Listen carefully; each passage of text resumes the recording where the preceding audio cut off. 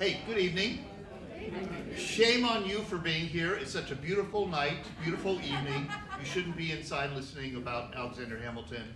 But I just had a thought that I should give quizzes for the previous lecture. And I'm going to do that for our next one. I'm going to quiz you on what I talk about this evening. So I just figured, why? Yeah.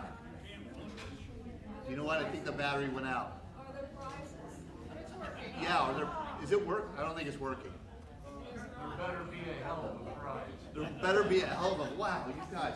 Do you know what the, oh. Did you turn it on? I did turn it on.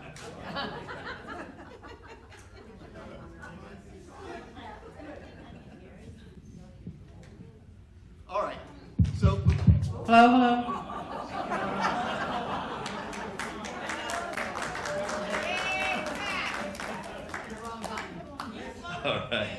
All right, just for that. Where was Alexander Hamilton born?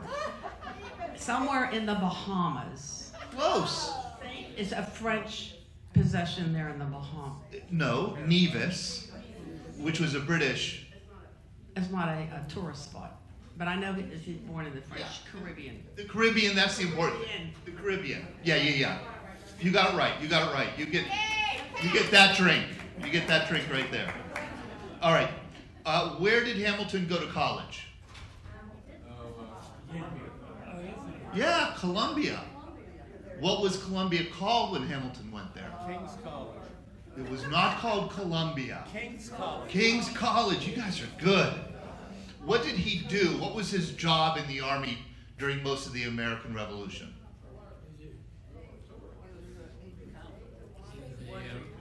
A leader for battles. He was in charge of a number of battles.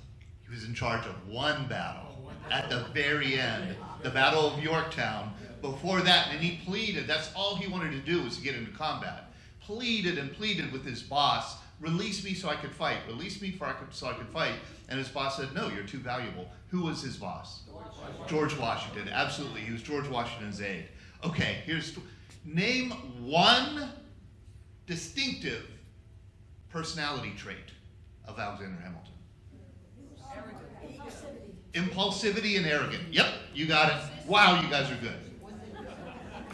Okay, I was thinking on the drive here, Hamilton is, I have made the argument that I've made the argument that Hamilton was our most important founder. I'm not saying I'm wedded or married to that argument, but I think it's an argument that we should consider as we consider the importance of Hamilton. And you could, I think that's not an unusual opinion. And I think as you defend that point of view, defend that opinion, you can point to his role in the American Revolution. You could point to his authoring the Federalist Papers, which we'll talk about later tonight, for the ratification of the Constitution. You could talk about the work he did as the first Secretary of the Treasury. But if you wanted to sum up what made Hamilton important, it's this. Alexander Hamilton was the only founder who envisioned and had a plan for the United States of America becoming a great nation. Simple as that. Simple as that.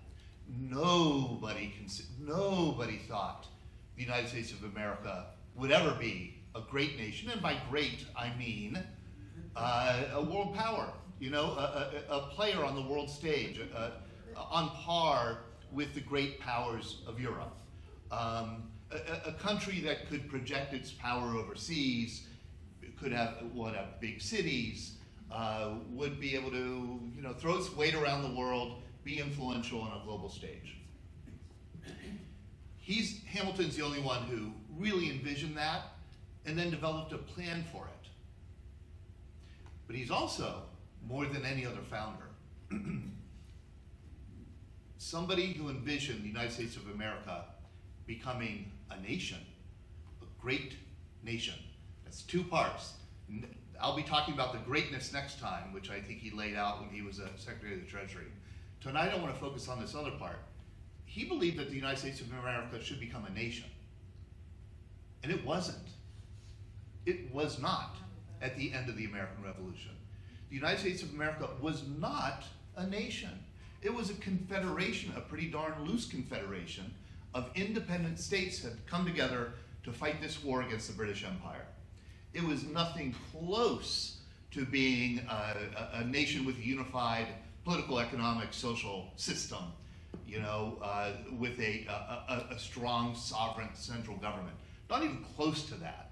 But it's Hamilton, he wanted the United States to become a nation, and he thought that what got in the way of that, more than anything, were something that he hated, which were states. If it were up to him, eliminate them. All they do is get in the way of the federal government. States are useless. Get rid of them. We need a strong central government to become a great nation. And that is because, of course, he was not from any state.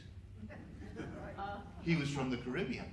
And he truly could not understand this fervent devotion that Americans had, not only for their locality, but also for the states to which they belonged. And it was overcoming that loyalty, overcoming that state sovereignty that was so strong in the 12 years or so after the American Revolution, that really guided his early career. These images of Hamilton I just threw up here because they're contemporary. And I think they emphasize just how relatable Hamilton is to us today. And I think that really is the magic of Hamilton. Unlike the other founders, Hamilton could, as I said this before, could walk in today, and I think we would love him, would be entertained by him, would be educated by him, and I think he would love this. He'd love microphones and projectors and the fact that we were such a big, wealthy nation. I mean, this is exactly what he kind of envisioned for the country. Very few other founders did. Very few other founders did. So Hamilton, you'll remember, fights in the Revolution, leads that nighttime charge against Redoubt number 9 during the Battle of Yorktown. It's the final battle of the American Revolution. It's hand-to-hand combat. He leads a battalion charge on the British holdout on Redoubt number 9, wins that battle, that skirmish, and the war ends. The war ends effectively in October 1781. It would take 2 years for the peace to be ratified. 2 years. But in 1781, the war is effectively over. Hamilton goes back to the one place that he knew, that was New York City. He does not go back to college. Remember, he had come there at age 16 at King's College from St. Croix in order to be educated as a doctor and go back to St. Croix. So he doesn't go back to college. He doesn't become a doctor. He reads law books for 10 weeks and takes the bar exam, and he becomes a lawyer. And he very quickly becomes noted as the best lawyer in New York. I mean, truly was. He had one rival, and they would compete for clients. And that rival was? Aaron Burr. Yeah, these were the 2 best lawyers in New York. They competed for clients. And it's so interesting to look at Hamilton's early legal career and the cases that he became expert in, the cases that he focused on, because they're so revealing of his ideology and of his beliefs, his personality. There's something essential to his early law career. Hamilton, after the war, made a living defending loyalists in court. Those who had sided with the British in the American Revolution. And there were a lot of them. At the beginning of the Revolution, about 1/3 of the country was on the British side. Many of them fled. They went to places like Ontario and Nova Scotia. You could go there today and go to their historical societies and speak to their descendants, and it's a big part of their identity. Tens of thousands fled, but tens of thousands also remained in places like New York City. And these loyalists were really abused. I mean, they were abused during the war, and even after the war. They were tarred and feathered, they were beaten up on the streets, they were discriminated against, very severely discriminated against. In most states, you could not be a loyalist and practice the law. You could not own property in some states. Connecticut didn't allow loyalists to live there. They evicted. If you were a loyalist, you had to move outside the state of Connecticut. And this was, every state had its discriminatory laws about loyalists. And Hamilton defended them. Hamilton specifically defended about 70 loyalists who were discriminated against by the state of New York. He would sue the state of New York, and he won about half the cases, and he lost about half the cases. But throughout, he always emphasized the same set of values and the same arguments. His major argument in court, and this is so interesting and revealing about Hamilton's politics, his main argument in court was, you can't discriminate against loyalists because it's illegal. The Treaty of Paris, which ended the American Revolution, which ended the War of Independence, I should say, specifically said there would be no discriminatory action taken against those who had sided with the British during the war. Article 6, there shall be no future confiscations made, nor any prosecutions commenced against any person by reason of the part which he or they may have taken in the present war, and that no person shall on that account suffer any future loss or damage either in his person, liberty, or property. And you can see here are the signatures. This is, I think David Harvey was the name of Hartley was the name of the British representative who signed it. And then you have these 3 signatures from the United States, from the Congress. John Adams, Benjamin Franklin, and John Jay. This is the treaty. These guys signed it. It was sent back to Philadelphia. It was eventually reviewed by Congress, and it was ratified and sent back for countersignature. This was the law of the United States of America. But New York said, we didn't sign that document. Connecticut said, we had nothing to do with that. That was the Continental Congress. Yeah, we were part of the Continental Congress to fight the war, but the war's over, and we have sovereignty, and we can decide how our residents are treated, our citizens are treated. We have that power. Hamilton was challenging that power. This had not been settled yet. You know? Not even close to being settled law. Hamilton was trying to force an issue that the sovereignty of this thing called the United States of America superseded the sovereignty of the state of Pennsylvania or Connecticut or New York.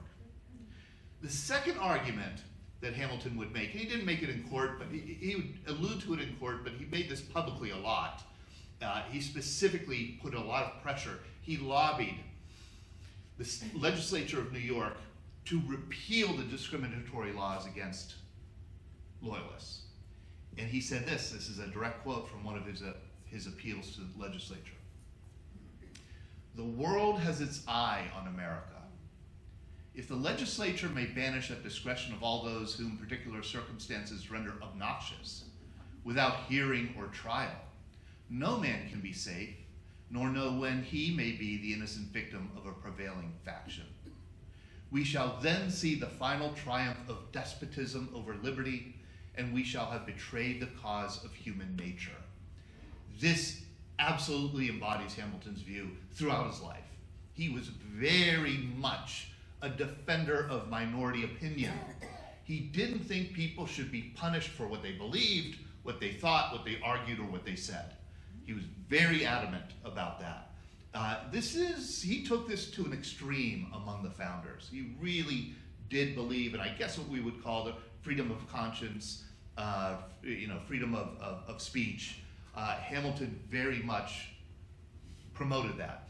The third thing, the third reason why he defended loyalists, he didn't say this out loud very often, but in private he said it a lot. And he was absolutely right. He said, we should not discriminate against loyalists because loyalists are rich.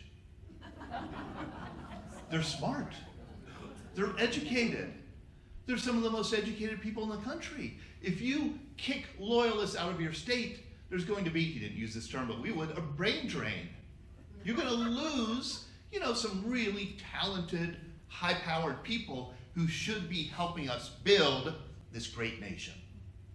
So it was a very practical view as well. So Hamilton, he struggled, he really did, with how this nation was founded at the very beginning. And you all know, because you all graduated 8th grade, that the founding document of the United States of America is not the U.S. Constitution, it is the Articles of Confederation. Yes. Right, you remember that. You all got graded, took a test on it, and you did well, and you remember it well. Pam, no. The Articles of Confederation, this was our founding document, and it was the prevailing constitution for the country for 12 years. It was created, drafted in 1777, and this was the government, the state that was set up. And one of the first things this government did, it named our country. It named our country. And boy, it's a terrible name. Absolutely terrible name. The style of this confederacy shall be the United States of America. What kind of a stupid name for a country is that? Right? I mean, a proper country has a real Serbia, France, Russia, Hungary, right? These names state who lives there, what the culture is, what the language is. The United States of America, that's not the name of a country. In fact, the United States of America, up and through the Civil War, was a plural term. The United States of America are a great country in the Western Hemisphere. It doesn't even make sense. I think they're very clearly stating that this thing, this entity that is being created is not a nation. It's something less than a nation. It's something much more like, forget about these two up top, something much more like the European Union. That's really what this was about. You have these 13 independent countries, independent states, coming together for the convenience of fighting a war together. You fight the war, and then afterwards, so long it's been good to know you. You shake hands and you go your 13 separate ways. In fact, the Articles of Confederation defines the relationship as this: the said states hereby severally enter into a firm league of friendship with one another. And one of the things that the Articles of Confederation very forthrightly said is that no state, is the most strongest statement in the Articles of Confederation, no state shall be permitted to go to war with another state. It doesn't say that you can't fight with another state, because there were plenty of fights, but you can't declare war.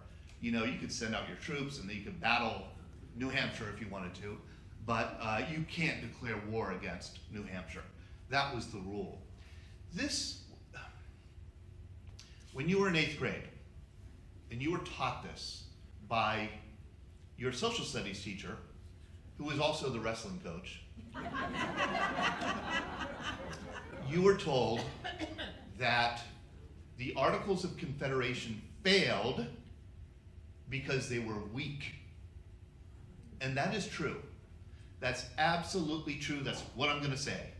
However, I feel badly saying it because, as we would say today, weakness was a feature of the Articles of Confederation, not a bug. To criticize the Articles of Confederation because they were weak is like criticizing a hammer because it's not a wrench. You know what I mean? It was designed to be weak. Americans wanted freedom from a central oppressive authority. Number one, that's what they wanted. And if it meant they were going to give up a whole lot of order, a whole lot of prosperity, a whole lot of promise, that's fine. They could live, most Americans were happy to live in chaos if they were free from a strong central authority like the British Empire.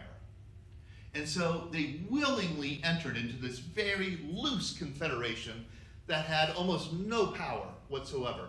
I mean, no power. And nobody cared about it. Congress, the Continental Congress, think about this. The Continental Congress, we hear all about it. during the American Revolution, and then once the war is over, it kind of drops off the history pages. That's because they can't get a quorum. Nobody's meeting anymore.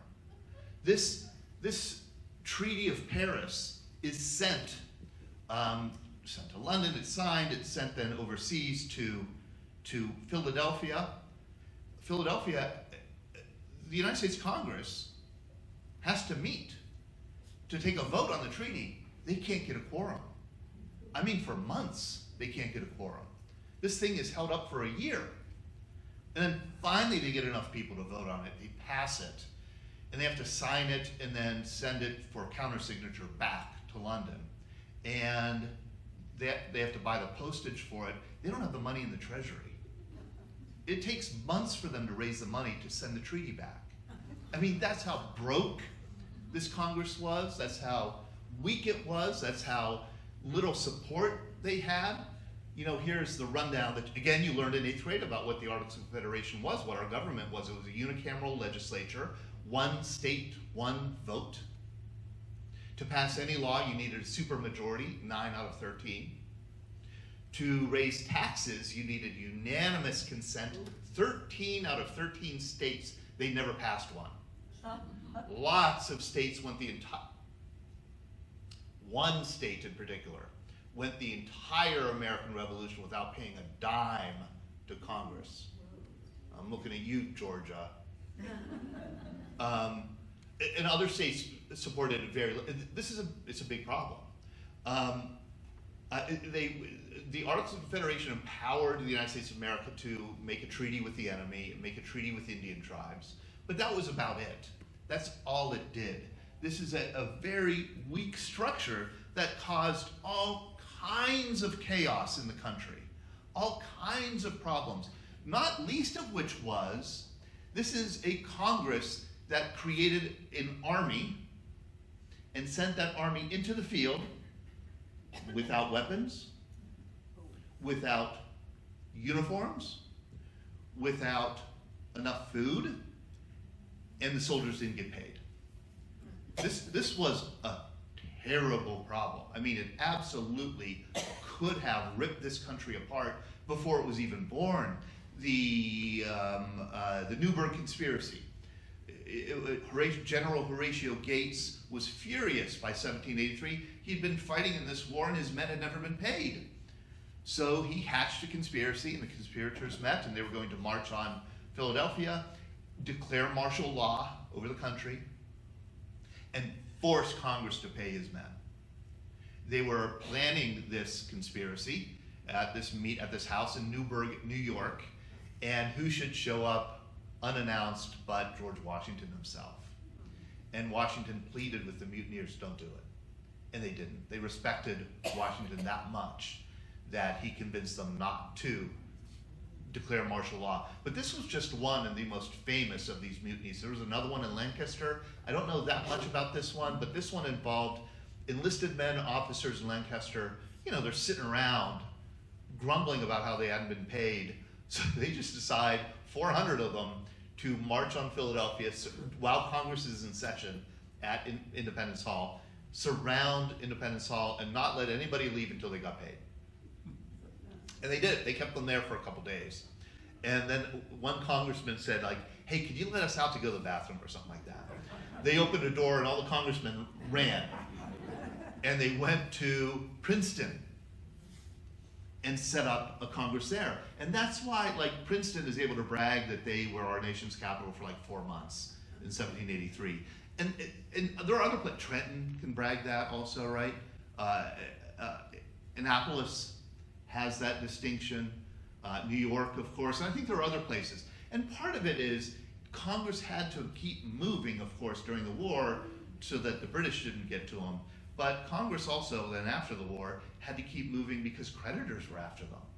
They owed a lot of people money, you know, and they can't raise the money to pay it. Do you want to hear more about the problems? This is a bigger problem. See these black triangles here on this map along the Canadian border? Those are British forts. The Treaty of Paris said, that the British pledged in the Treaty of Paris, we will abandon these forts and turn them over to American authorities. They never did. They saw that the Americans weren't living up to the treaty, so why should we? Not only did the British not only did the British remain in these forts, they fortified them, and they began to recruit Native Americans to fight a guerrilla war along the border that would lead eventually to the War of 1812. So this is, the War of 1812 is kind of a product, long term, of the weakness of the Articles of Confederation. And it's not just the British. John Adams tried to go to Europe and patch things up with the British over the Treaty of Paris, and the British wouldn't even talk to him. He said, like, who do you represent? You represent this thing called the United States of America that, from my understanding, doesn't exist. So why don't you go create a country and then come back and we'll talk about it. Adams could not do diplomacy in Europe. European countries would not recognize the United States because they didn't know who was in charge. And the home front was in turmoil because states were constantly fighting each other, constantly. And there was no superseding authority to settle these conflicts. I mean, every state was up in arms against each other. No state had more conflicts than Pennsylvania because it bordered more states than any other. Connecticut claimed the top third tier of our state. Maryland claimed the bottom third tier. New York claimed Erie. New York owned Erie.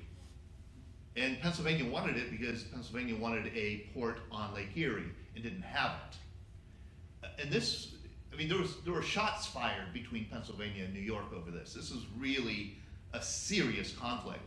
And I'll flash forward ahead a little bit just to give you a sense of how conflicts like these get settled. That conflict over the Erie Triangle right here, that conflict only gets settled after the US Constitution is ratified, a new, stronger federal government is created that can raise money, and this new federal government goes to New York, purchases the Erie Triangle, and then sells it to Pennsylvania, solving the problem. But that was the only way that problem was going to be solved. These are all border disputes, and there are so many of them.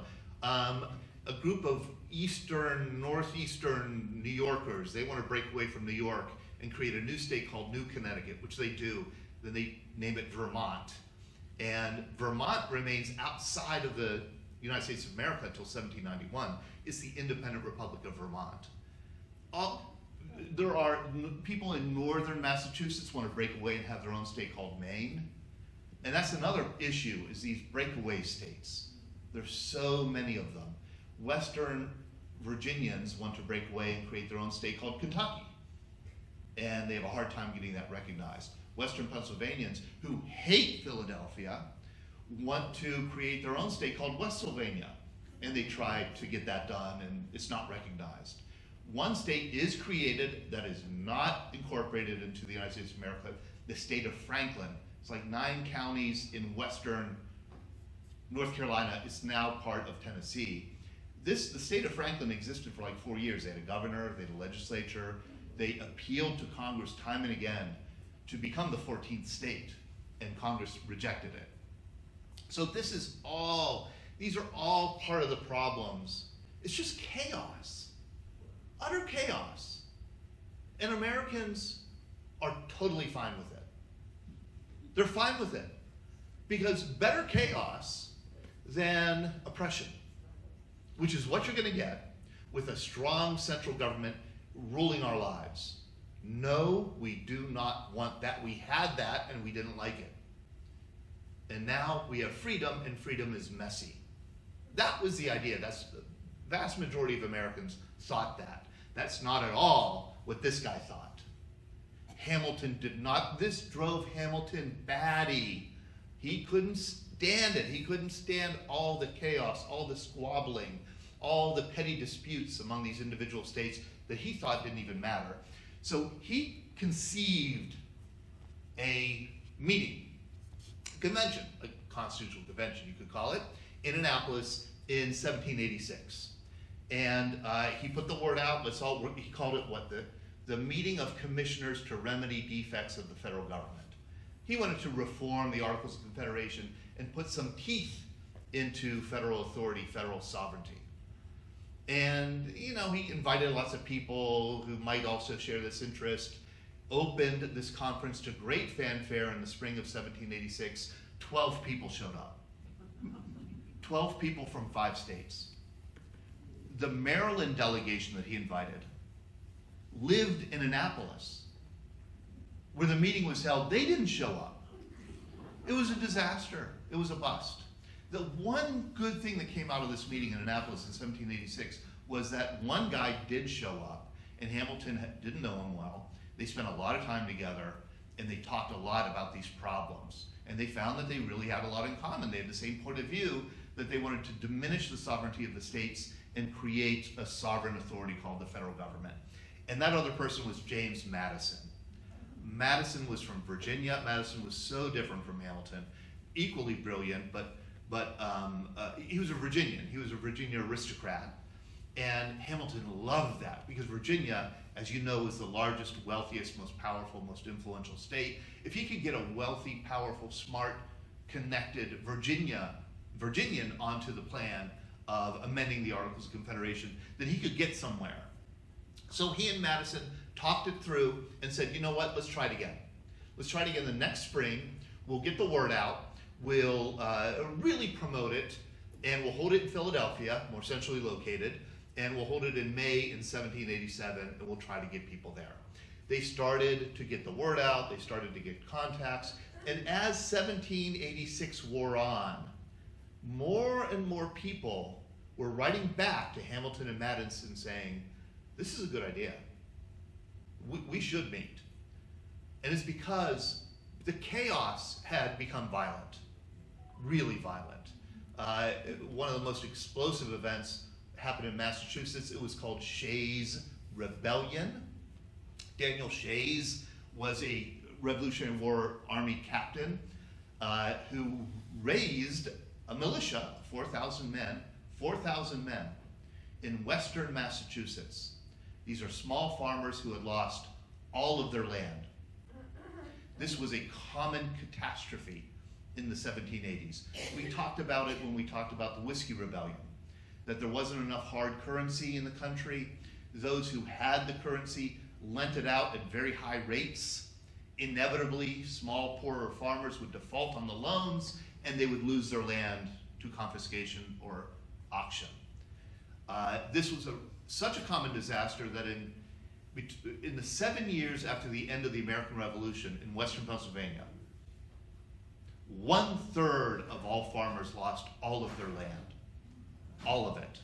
This is a financial and an economic breakdown on the scale of the Great Depression. And it's happening in the 1780s. And it's getting violent.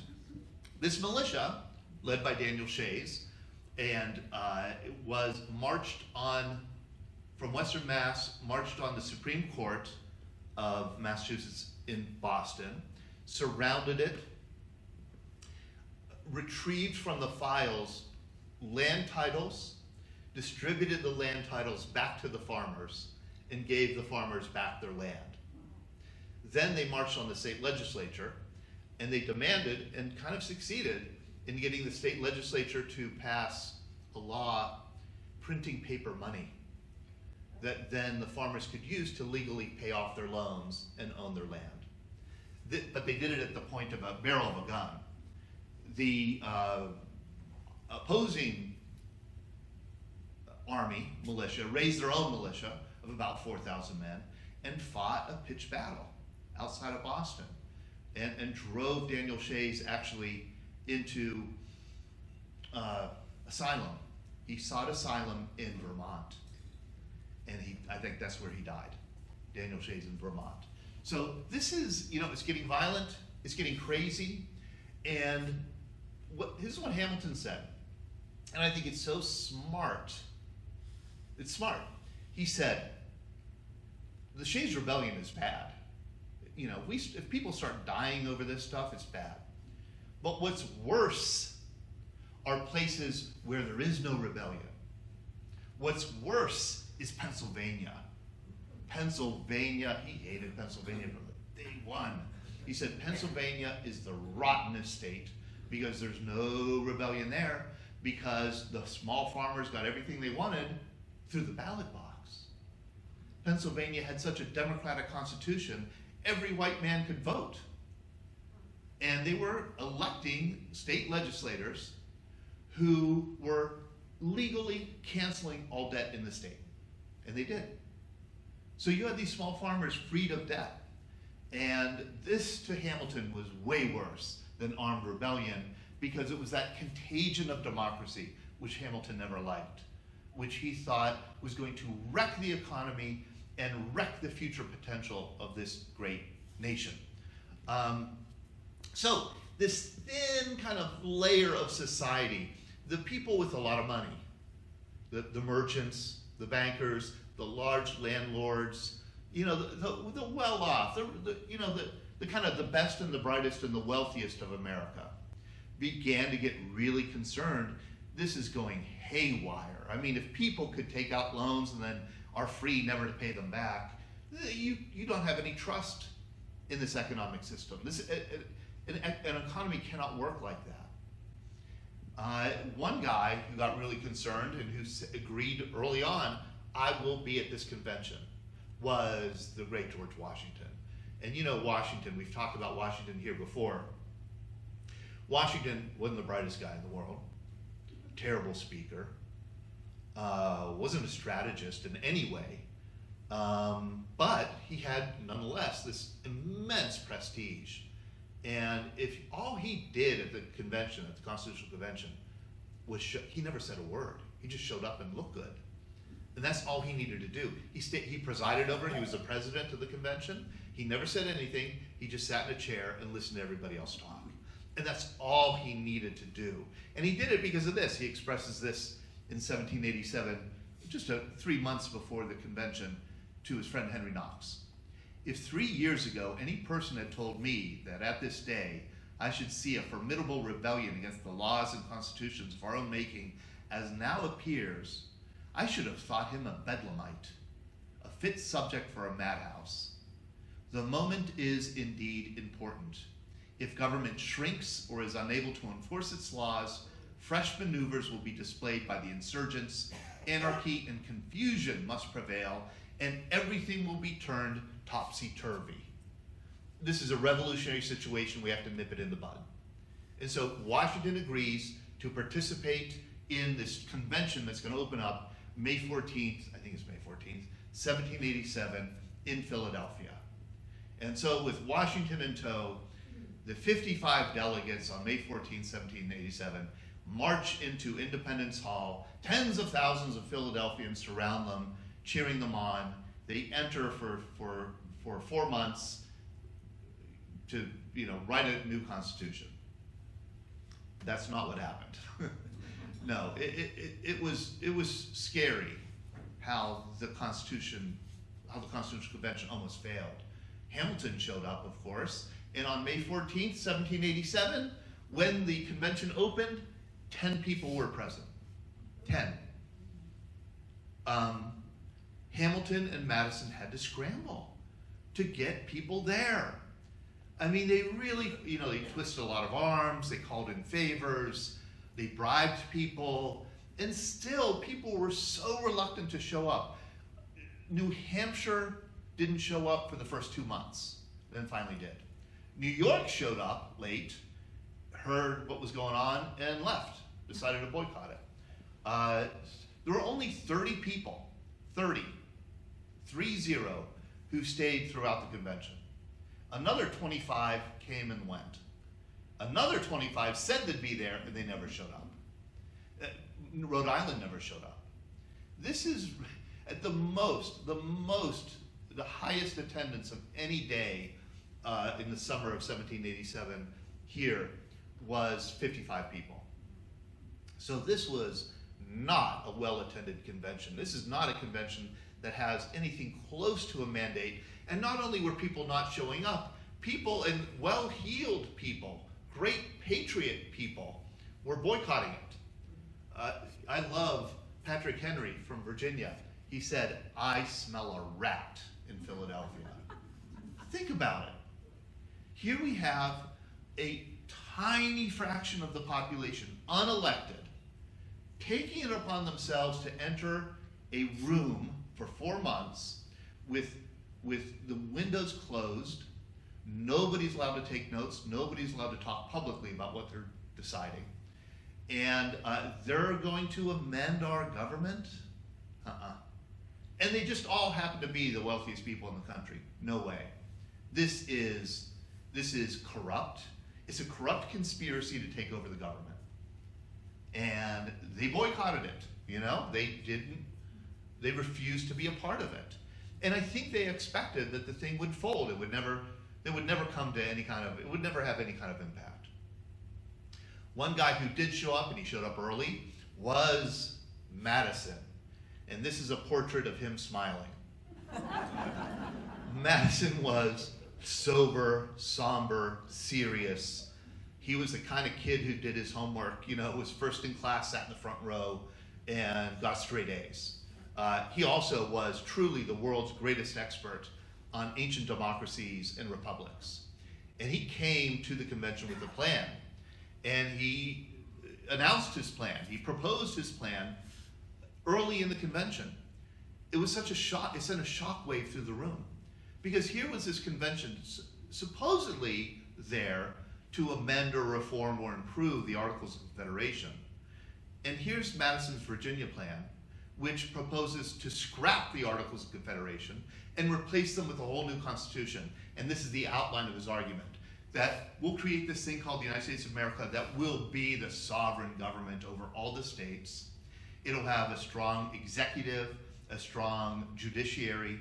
It'll have a 2-house bicameral legislature, both based on proportional representation according to the state's populations. And the federal government will have veto power over any state laws. This was a radical departure from the reform of the Articles of Confederation. And it was such a shock to the delegates there that the delegates said, we need to take a recess. And they did. They didn't meet. And they took 2 weeks, they came back, and this time William Patterson from New Jersey, he tried to correct everything. And he proposed the New Jersey plan. And the New Jersey plan was much more in line with what most people expected the mandate of this meeting to be. That, yeah, we're going to keep the Articles of Confederation. We're going to make sure that the United States, that the Congress has supremacy over state law. We are going to create an executive. It's going to be a board, a revolving board, changing members. So the executive will have the power to enforce laws that Congress passes. But that's about it. Those are the only kind of tweaks around the edges, improvements around the edges. And these are the two sides of the debate during the summer of 1787.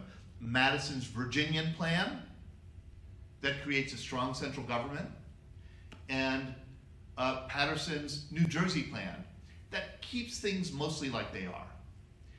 Those are the two poles that the debate bounced between in the summer of 1787. Eventually, Roger Sherman from Connecticut stepped forward and proposed the Connecticut Compromise. And the Connecticut Compromise took some from what Virginia wanted, some from what New Jersey wanted, and put them together, and that's pretty much what we got today. When Connecticut proposed the compromise and the debate shifted kind of towards the middle, things really coalesced. That's when the debates, that's when what we know of as the Constitution really started to take form. And just when that was just starting to happen, somebody at the convention, and I don't believe we know who it was, because nobody was allowed to take notes during the convention, Madison took them anyhow. And so everything we know about what happened at the convention is because Madison took meticulous notes in private. And Madison explains that right when things were getting going, right when his plan was being entertained, somebody stood up and said, time out, we don't have a mandate for this. You know, look at us. There's 30 of us here. I mean, nobody elected us to be here. We're here on our own. We're going to change the government of this whole country radically. We don't have the power to do that. Let's take it slowly, start slowly, do it gradually. We'll improve things, but this is going to be a first step. Let's just kind of improve some of the obvious problems with the Articles of Confederation, and we'll move on. And the delegates heard this guy and said, he's right. Yeah, we're getting way ahead of ourselves. And it was at this point that Alexander Hamilton, who had said almost nothing the entire convention, stood up and he gave the wackiest speech in history. It was 6 hours long, longer than this lecture. And he played such a strange role in the convention, of course, because he represented New York, but New York left. So he didn't represent he didn't represent any state. He wasn't a delegate. He was there for the fun of it. He was there as an observer. But he stood up and he gave a 6-hour speech that has puzzled historians ever since. And it besmirched his reputation until the day he died and after. It was a nut job speech. Somebody said it was brilliant, courageous, and in retrospect, completely daft. He opened and closed the speech by saying, I think we should all know that the best government in the world by far is the British government. And we should try to replicate it as near as possible. And everyone's like, what's this guy talking about?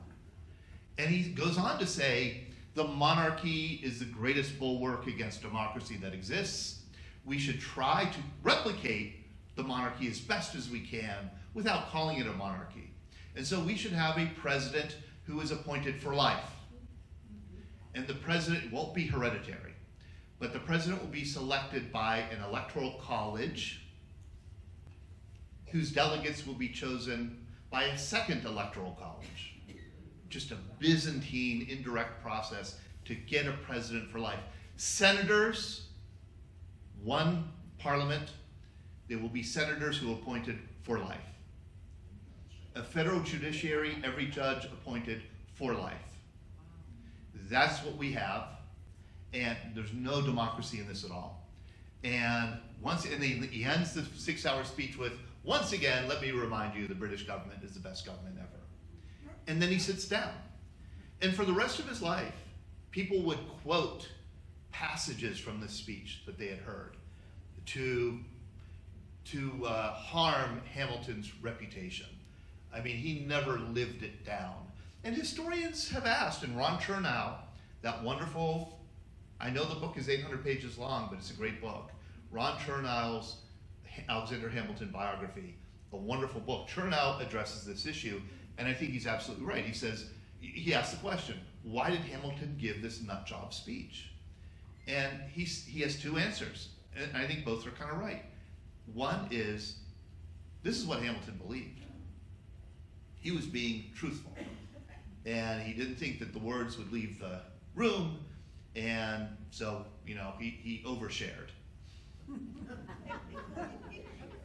Number two, and he said this is much more important, Hamilton was being strategic. He knew exactly what he was doing. And Chernow is brilliant, I think, addressing this issue, that Hamilton saw what was happening. He saw that Madison's plan, which he supported, was becoming diluted and weakened by the New Jersey plan. And that Madison's plan was seen as the extreme, because it was the most extreme plan that was offered. He knew that he had to propose something even more extreme to make Madison's plan look moderate. It's called triangulating. And it worked. From then on, absolutely. The debate became, should we keep the Articles of Confederation kind of like what they are, or should we strip away all democracy from this new national government that we're creating? The Virginia plan seemed like the moderate compromise. And Chernow argues, and other historians have argued, and I think they're right, that Hamilton, although he played no other role really in the Constitutional Convention apart from getting it going and giving this nut job speech, he pushed the consensus, we would say, to the right.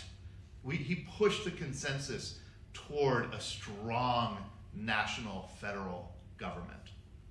And the Constitution that was then signed and released to the public on September 17th, 1787, was much stronger than it would have been if Hamilton hadn't been a part of this debate, if Hamilton hadn't staked out an even more extreme position. Hamilton then, who had played very little role, apart from that speech in the convention, plays a major role in the ratification. Ratification. It's one thing to draft a convention, or draft a constitution, I should say. It's another thing to get all 13 states to approve it, which they had to do. They had to approve this thing for this thing to become the law, or 9 out of the 13 states had to do it. So every state legislature created a convention to review the Constitution, debate it, and take a vote on it, up or down. All of these votes were close. This was extremely contentious. Hamilton's own home state of New York voted it in 30 to 27. And that was typical. This was not a popular document. The Constitution was not seen as a brilliant work of political science. It was seen as a constraining government system that was going to rob states of their sovereignties. And so Hamilton immediately got to work trying to convince his state, New York, to ratify this thing. If New York had not ratified it, there would have been no Constitution. And he knew that. New York was big enough and powerful enough. He had to convince the legislature to do it. So he created this project that we call the Federalist Papers, 85 essays in favor of the Constitution. Hamilton wrote 55 of them anonymously. Madison wrote another 25, and then John Jay wrote 5. I think that's how it breaks down. Hamilton never told anybody, including his family, that he wrote them. And he writes them in a different voice. Nobody could tell it was him. Nobody knew that Hamilton had written these until decades after he was dead. It was eventually revealed by a French journalist. I recommend that you read it. Read Federalist number 1 and 2. They don't sound like Hamilton. Federalist 1, Thomas Jefferson read Federalist 1 when he was in France, and he said, this thing is brilliant. Then he learned that Hamilton wrote it and said, I never would have said it was brilliant if I knew Hamilton wrote it. Because Federalist 1 praises Jefferson and the Jeffersonian spirit and all that. Hamilton said what he needed to say to get this thing ratified. He lies in the Federalist paper. He says things he doesn't believe in the Federalist Papers. But in the end, the Federalist Papers does help tip the scale and gets the Constitution barely passed and ratified. And it becomes the law of the land. And I will say, and I've said it before here, most Americans would have voted against it. The majority of the American people opposed the US Constitution. The majority of the American people were anti-federalists. They were with these guys, John Hancock, Patrick Henry, George Clinton, Samuel Adams. These guys were the anti-federalists. They didn't like it. They thought it was too strong of a central government. It centralized power too much in too few hands, and it took away the autonomy of the states and the sovereignty of the states. And there was no way they were going to live with that. Most Americans agreed. So, if that's true, why did the Federalists win? And I think the answer is the Federalists had the money, they had the brains, and they had the media. There were 100 newspapers in America, 90 of them were Federalist. Wow. 10 of them were anti-Federalist. Why? Because anti-Federalists were country people. They were the small farmers. They lived in the rural boondocks. They lived in western Pennsylvania and western Massachusetts. They didn't communicate with each other. The Federalists were urban and educated. They knew how to publish. They knew how to get the word out. They knew how to network. They knew how to have influence over state legislatures. They made their presence felt, and they kind of, I hate to say this because it sounds so unpatriotic, but they kind of forced this document on the country. And there was a great deal of resentment in the country afterwards, the Whiskey Rebellion, right? I mean, that's what that was all about. There's a great kind of, Elbridge Gerry, who's an anti-federalist, would later say, and I'm looking at the clock, I know I'm about hitting my limit here, but I love this quotation, because I think it's true. Elbridge Gerry said, the problem with this debate, he was against the Federalists, he said the problem with this whole debate was that the Federalists had the better name. The Federalists. We were the anti-Federalists, which just said what we were against. He said the Federalists weren't even truly Federalists, they were nationalists. A Federalist is somebody who believes in confederated power. These people were nationalists. He said, actually, these people were rats, and we were the exterminators that failed to exterminate this filthy document. That's how Gerry viewed it at the time. Anti-federalism, after the Constitution gets ratified, does not die.